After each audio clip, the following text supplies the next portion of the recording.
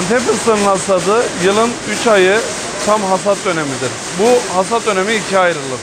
Bir yaş boz dediğimiz ve yaş ben dediğimiz iki ürün şeklinde hasat edilir.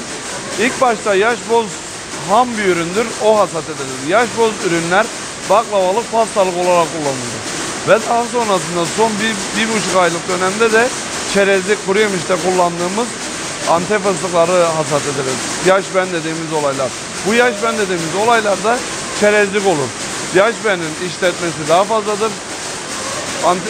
Tavladıktan sonra ürünleri çıtlatma işleminden geçiririz. Burada çıtlatma işlemleri yapılıyor ve de seçimi yapılıyor. Buradan ürünler son haline alıp teslim edilir. Teslim edilen ürünler genelde kavrulmaya gider ve de kavrulan ürünlerimiz şehir dışına ve şehir içine satışları mevcutlaşır direkt. En yoğun olduğumuz dönem bu dönem. Bu 3 aylık dönem. Bu 3 aylık dönemde hem mesai saatlerimiz artar, aynı zamanda işçi sayımız 2 katına çıkar. Tabii biz yılın 12 ayı çalışmaktayız. Ama 3 aylık dönemimiz daha yoğun, daha hızlı bir dönemdir yani. Gelen ürünlerin çoğunluğu tüccardan gelir veya bizim ürünlerimizdir. Geriye kalan ürünleri tabii köylünün de getirdiği ürünler var. Köylünün ürünü de işleyip teslim etmekteyiz.